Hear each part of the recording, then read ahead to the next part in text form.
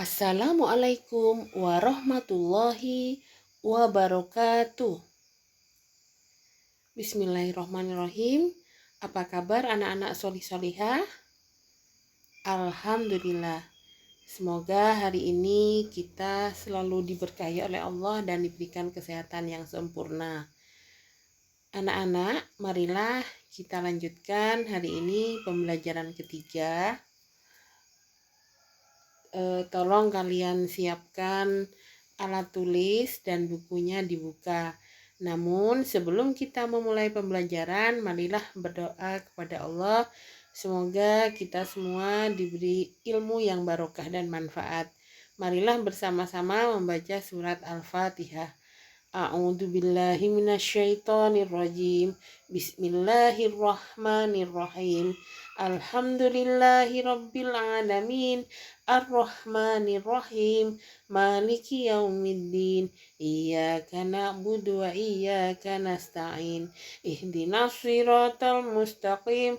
Siratal ladzina an'amta 'alaihim ghairil maghdubi 'alaihim waladdallin. Amin. Baiklah anak-anak yang solih-solihah, tolong kalian buka halaman 145, yaitu pembelajaran 3 subtema 3 tentang tempat tinggalku kebanggaanku. Mari kita baca bersama anak-anak. Liburan kali ini Lani pergi mengunjungi kakeknya di desa. Kakek Lani adalah seorang petani yang rajin. Petani merupakan pekerjaan mayoritas bangsa Indonesia sebagai negara agraris.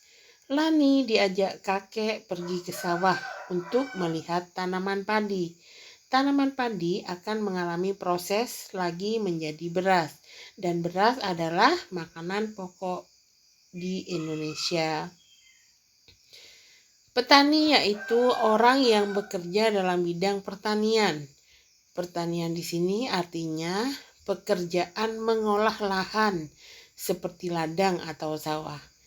Petani termasuk pekerjaan yang menghasilkan barang seperti padi, sayur, dan buah-buahan.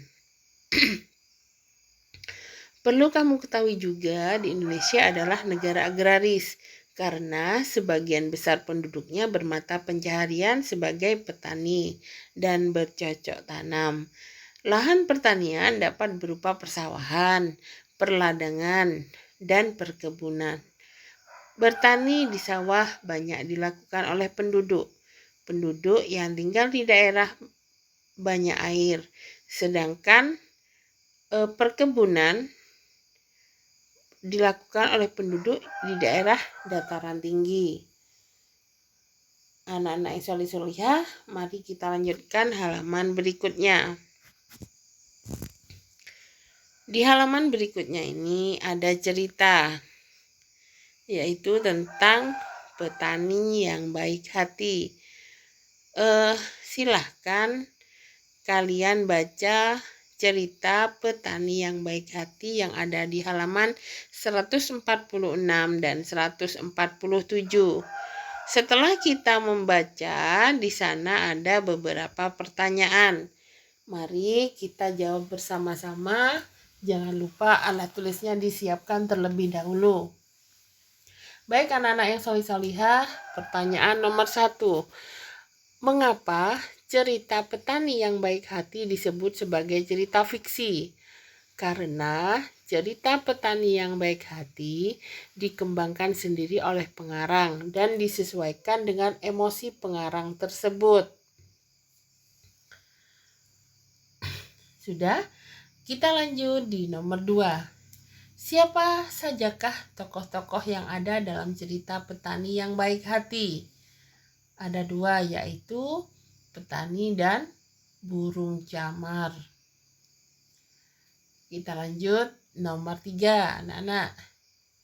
Bagaimanakah sifat dari tokoh-tokoh dalam cerita petani yang baik hati? Nah, kalau petani itu baik hati, suka menolong sesama makhluk hidup. Sedangkan burung camar suka menolong dan balas budi atas kebaikan petani. Sudah dicatat anak-anak? Kita lanjut di nomor 4. Hikmah apa yang bisa kamu ambil dari cerita petani yang baik hati? Nah, kita sebagai makhluk ciptaan Allah harus saling tolong menolong dan tanpa pamrih ketika membantu orang lain. Kita lanjut anak-anak, nomor 5. Sikap apakah yang harus kita hindari agar bisa bersyukur atas nikmat Tuhan yang Maha Esa? Nah, kita harus menghindari sifat serakah. Karena orang yang serakah akan selalu merasa kekurangan atas nikmat Allah. Nah, anak-anak yang salih-salihah, silahkan kalian catat jawaban tersebut di buku paket.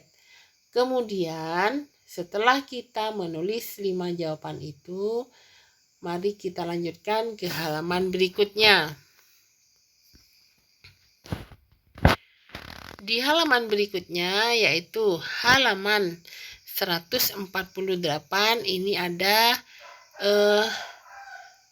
beberapa yang harus kalian baca. Nah, berdasarkan cerita petani yang baik hati, kamu memahami adanya tokoh dan peran tokoh. Dalam cerita fiksi, tokoh memegang peranan penting. Tokoh akan membuat suatu cerita lebih hidup dan menarik, seolah-olah terjadi di alam nyata. Nah, pada dasarnya tokoh dibedakan menjadi 2, yaitu tokoh utama dan tokoh pembantu. Pada pembelajaran sebelumnya kamu sudah mengenal bagaimana tokoh dalam cerita. Mari kita mengingat kembali. Di sini ada tokoh utama. Nah, apakah tokoh utama? Tokoh utama adalah tokoh yang memiliki peranan penting dalam suatu cerita. Nah, yang kedua yaitu tokoh pembantu. Tokoh pembantu adalah tokoh yang memiliki peranan tidak penting dalam cerita.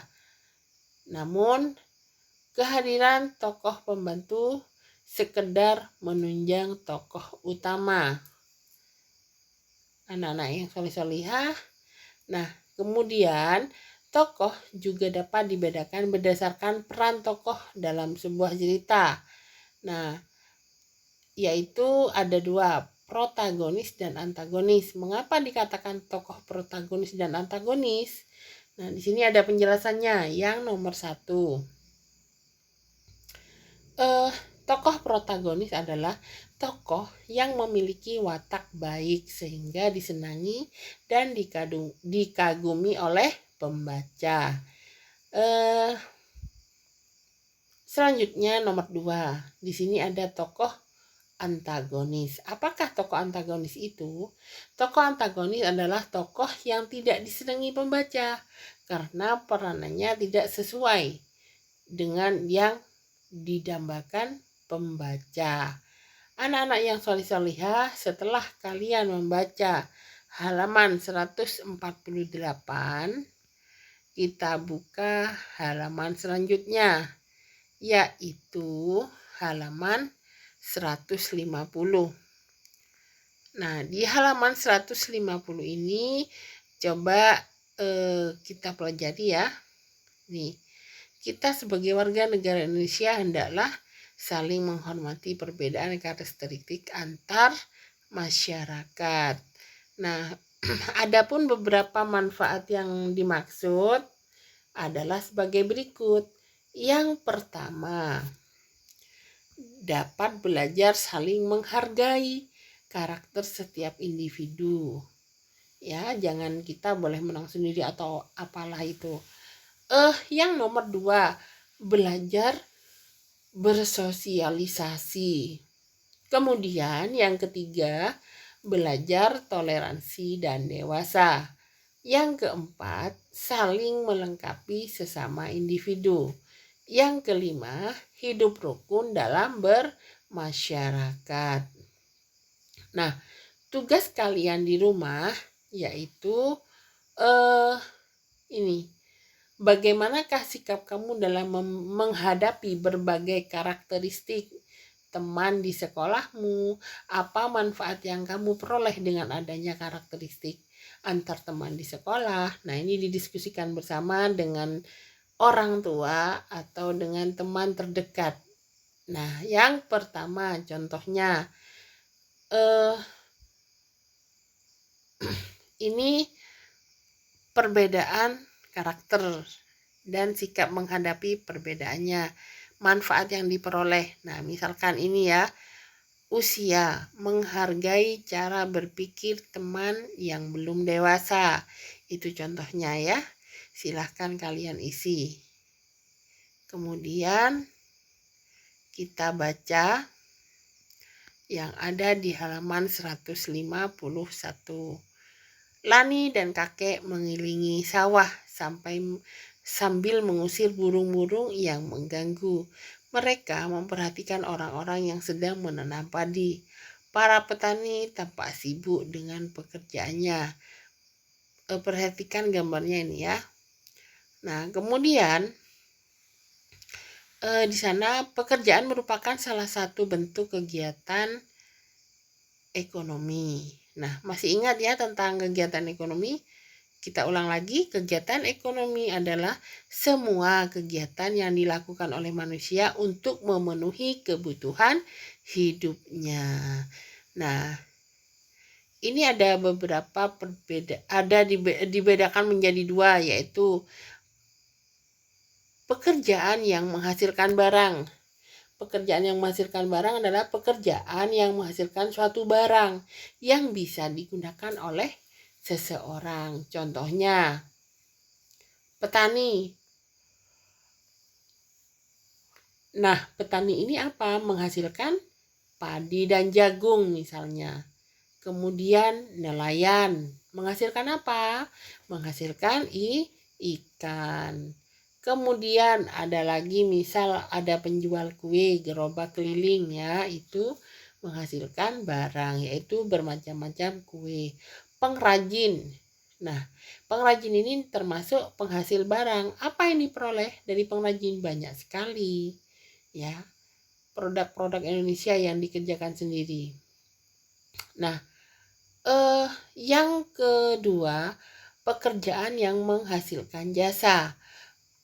Pekerjaan yang menghasilkan jasa adalah pekerjaan yang hasilnya bukan berupa barang, jadi tidak nampak, tapi hasil pekerjaannya dapat dinikmati dan dirasakan orang lain. Ya. Tetapi, nah contohnya di sini ada yang sebagai guru, dokter, perawat, tukang potong rambut, polisi, tentara, dan seniman. Nah, mereka semua adalah bekerja yang menghasilkan jasa. Baik anak-anak yang soleh-solihah, kita lanjut di halaman selanjutnya. Nah, di halaman selanjutnya ini yang harus kalian kerjakan.